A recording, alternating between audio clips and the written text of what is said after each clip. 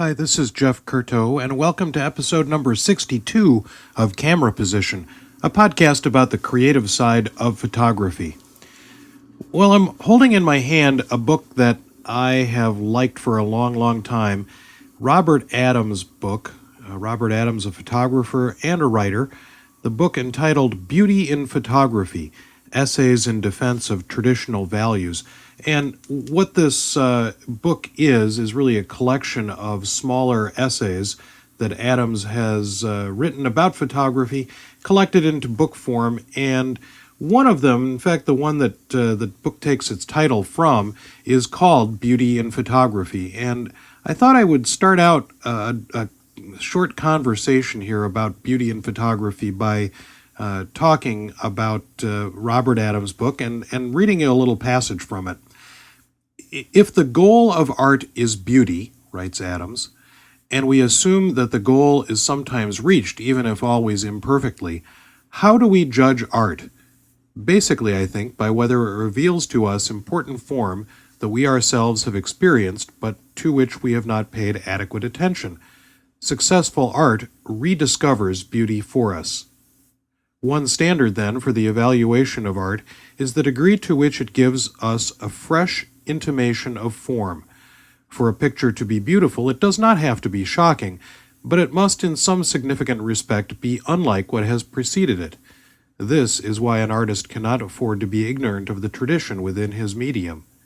If the dead end of the romantic vision is incoherence, the failure of classicism, which is the outlook I'm defending, is the cliché, the 10,000th Camera Club imitation of a picture by Ansel Adams. The beauty of a work of art can also be judged by its scope. The greatest beauty tends to encompass the most. The artworks of great importance frequently have within them the widest diversity. So Adams is suggesting that beauty is not only an important part of art and an important part of the way the art world works, but an important part of how we convey some sense of meaning. And I was thinking about this. I'd picked up Robert Adams' book again after a little while of being away from it. And as I was reading Adams' book, I kind of picked up on a comment that I remembered from way back in October of 2007, a comment on the cameraposition.com blog pages by Terry Bowyer. I'm hoping I'm pronouncing your name correctly, Terry, Bowyer, B-O-W rather, Y-E-R. And Terry had been commenting on the podcast episode which was talking about knowing your subject. And in this podcast episode, he'd left a comment on the blog page and said, thanks for a great podcast. Thank you, Terry, for listening. He's been an avid listener for a while now. Keep it up. In podcast 49, Know Thy Subject, you talked about contemporary photographer Alex Soth. I find his work incredible, especially his landscapes, which I'm interested in. But the funny thing is, I don't know why. Maybe it's the blandness of some of his images. Maybe it's because we can sometimes be subjected to traditional landscapes where the hero shot can sometimes take the center stage. Beautiful sunrises and sunsets, mountains, etc. Is there a name for this type of photography? Maybe contemporary landscapes or documentary landscapes? Another person I like is a guy called Derek Henderson. He produced a book called The Terrible Boredom of Paradise. And I'll include both some Alex Soth and some Derek Henderson photographs here in this episode of Camera Position. And Terry, the author of the comment on the blog, winds up and saying, is this the same kind of photography? And boy, it took me a really long time to get back to Terry, but these ideas were bouncing around in my head. And I left a post on the blog page that said, basically, I'm in the same camp with Alex Soth's work. I love it, but I have a hard time figuring out what it is that I love about it. And the idea that what Soth is doing, and if you look at these photographs by Derek Henderson, you'll see that he's doing the same thing. I think what they're doing, at least in my perception of this, is that they are taking a look at beauty. They are re-examining beauty for us. And if I go back to the quotation from the book here by Robert Adams in his essay, Beauty in Photography, Adams is talking about that very thing, because he says that that what we're doing is successful art, he says, rediscovers beauty for us. Successful art rediscovers beauty. So it may be something that we've seen, something that we may have even in passing said, wow, that's really interesting, that's really beautiful.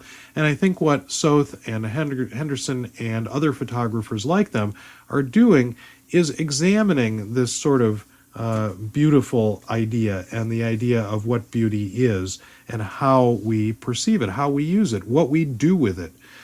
And so here's a dilemma that I think all of us face, and I know that I face it, because one of the criticisms I've had of my work is that it's too beautiful. Sort of an odd sort of a thing for people to say, your work is really, really beautiful. And I think that it's been used both as a compliment and also sort of as an epithet, the idea that what my work is in fact beautiful, unabashedly romantic in a certain way, and that idea is kind of out of fashion at the moment in photography. And yet I think really what's happening is that beauty is being reapportioned in a different area. People are looking at beauty in a different way. So here is the dilemma that we face as photographers, that you face as image makers, and that dilemma is, how do you react to the world? How do you react to what you find to be beautiful in the world, and not be banal? How do you reinvent that idea of beauty? Again, if we go back to Robert Adams' book and take a look here, he says that successful art rediscovers beauty for us. And the problem, of course, is a picture does not have to be shocking, but it has to be give us a fresh intimation of form. Form, the idea of content in the picture. So here is Adams, Robert Adams, in this wonderful book, and I'll put a link to that on the Camera Position blog page as well. Robert Adams, Beauty in Photography, Essays in Defense of Traditional Values. And Adams really kind of grappling himself with this problem of beauty and the problem of creativity relative to beauty. A little later on in this essay about beauty in photography, Adams says, I want to raise another question about beauty, a question mature persons can perhaps answer easily, but one that troubled me when I was young. If beauty and art are as I have described them, are they by themselves enough? Is art a sufficient consolation for life? Can beauty make suffering tolerable? The fact is, I think, he goes on to say, that they are only partly sufficient if we are not too burdened by disappointment or loneliness or pain. There are certainly times when art can help. There are moments when great pictures can heal. He also speaks in his essay about the idea of grace, the idea of the ease of trying to get at how photography works, or how any creative act works. And he says to remind ourselves of the significance of grace in photography, of the importance of seeming to do the job easily, we need only to examine a copy of a mass circulation photography magazine. Most of the pictures suggest embarrassing strain, odd angles, extreme lenses, and eccentric darkroom techniques reveal a struggle to substitute shock and technology for sight. How many photographers of importance, after all, have relied on long telephoto lenses? Instead, their work is usually marked by an economy of means, an apparently everyday sort of relationship with their subject matter. Why do most great pictures look uncontrived? Adams says. Why do photographers bother with the deception, especially since it so often requires the hardest work of all? The answer is, I think, that the deception is necessary if the goal of art is to be reached. Only pictures that look as if they have been easily made can convincingly suggest that beauty is commonplace. And again, I think that's another interface with the work of Alex Soth and the work of many of these photographers that are following in the footsteps of the new topographers, the idea of the topographic photographs that were made in the 1970s, onto which this new idea of landscape photography has been kind of grafted. So here we are with Robert Adams and looking at beauty, and I guess what I wanted to talk about here was just put these ideas out there and have you sort of contemplate your relationship to the world of beauty, or your relationship to the world at all, and take a look at where you land on that, on that continuum of the beautiful and the sublime. So thank you for joining me on this episode of Camera Position, and I hope you return again, subscribing through either iTunes or the RSS feed that is on the cameraposition.com blog.